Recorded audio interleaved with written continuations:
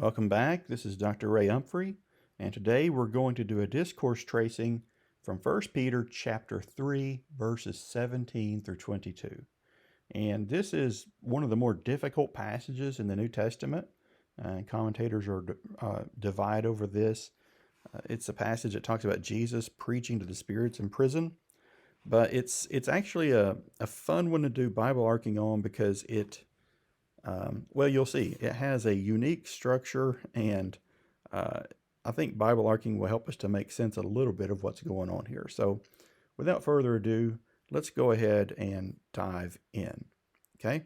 So, we start off, and this mysterious passage is actually grounded in something pretty relatable, Christian suffering. And Peter says, "For it is better, if God should will it so, that you suffer for doing what is right rather than for doing what is wrong." It's an alternative. So there's two alternatives. You can suffer as an evildoer, or you can suffer for doing what is right. And Peter says it's better to do the one, suffering for what is right. And look at what he does. He grounds this in Christ's suffering. For Christ also suffered for sins once for all time, the just for the unjust, so that he might bring us to God. Okay, so this is an idea explanation. So this is explaining who Christ is and the nature of his suffering. So the just suffered for the unjust, and there's a purpose, so that he might bring us to God. Action, purpose.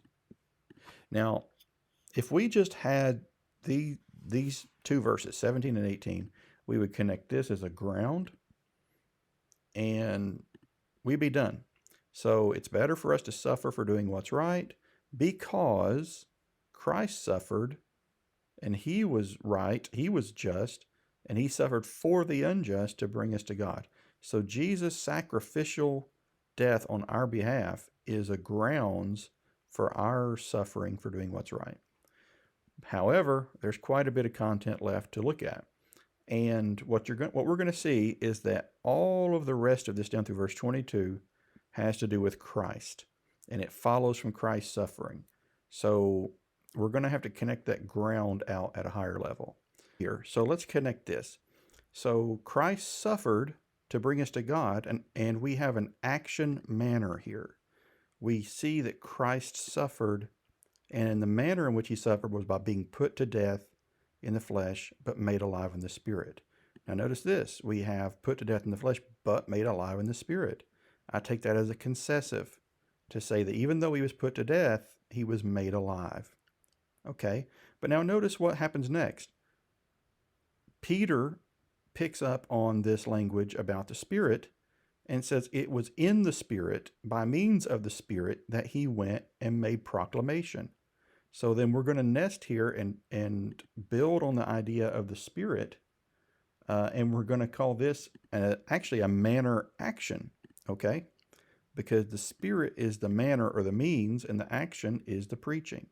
So Jesus was made alive through the Spirit. He was raised through the Spirit. Then it was through the Spirit that he went and preached to the spirits in prison.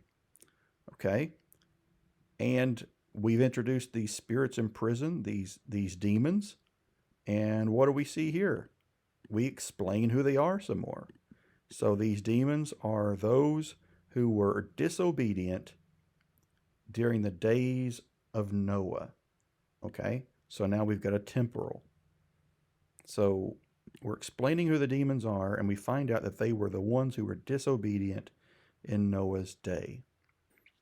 And now we've introduced the idea of the ark, and we see that the ark is the means in which these 8 persons, Noah's family, were saved. So I'm actually going to do another manner action. So they were saved, that's the action, and the manner is, or the means is the ark that was built by Noah. Okay, and now we see corresponding to that, the coming through the water, baptism now saves you. So we're explaining the concept of water and explaining it in light of Christian baptism. And then, notice this, we have a negative positive. So baptism is not the removal of dirt from the flesh, but an appeal to God for a good conscience. It's not one thing, it's the other, and that itself is an explanation of the idea of baptism. And now we have this clause that mentions the resurrection of Jesus Christ. And what is this referring to? Is it referring to the good conscience? I think it's actually referring to the salvation. Baptism now saves you, clarifying comment about baptism, but it saves you through the resurrection of Jesus Christ.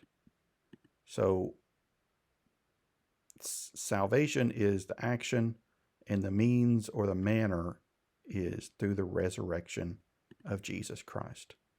Now we have this information about Jesus, who is at the right hand of God, having gone into heaven after angels and authorities and powers have been subjected to him.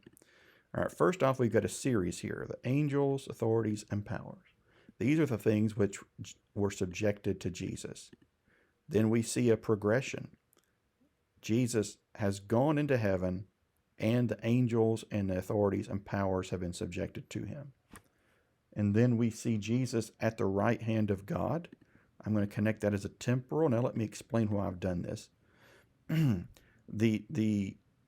verse 22b, having gone is a temporal part. It's a participle that can be taken in a temporal sense and could be translated, who is at the right hand of God after having gone into heaven. And of course, you can see the logic of that. Jesus has gone into heaven and there sits at the right hand of God. So I take that as a temporal. And then I take the next few phrases as a progression. Jesus goes into heaven, and then angels and authorities and powers are subjected to him. So that's a progression. Now you might say, well, there's the word after. So that doesn't seem to track. This is a translation decision of the NASB, and it ultimately comes down to interpretation. Other translations do not insert after. Matter of fact, a lot of commentators have it in the reverse, that he's gone into heaven and then the angels and authorities and powers are subjected. That's the way I take it. So sometimes when you're looking at an English translation, you just have to, work with what you've got. But I think temporally, Jesus sat at the right hand of God after he went into heaven. And then I think the angels and authorities and powers come after in a progression of him going into heaven. Okay? So this, of course, is describing Jesus, and we have an idea explanation here. So that's explaining more about Jesus. So as you look at this passage, you can see quite a lot of nesting going on, and we'll make our final connection here. We are called to suffer, and our call to suffering is grounded in the suffering of Christ. And while Peter does not make this explicit, ultimately we wind up with the reality that Jesus is exalted. The implication being that if we will suffer with him, we will be exalted with him.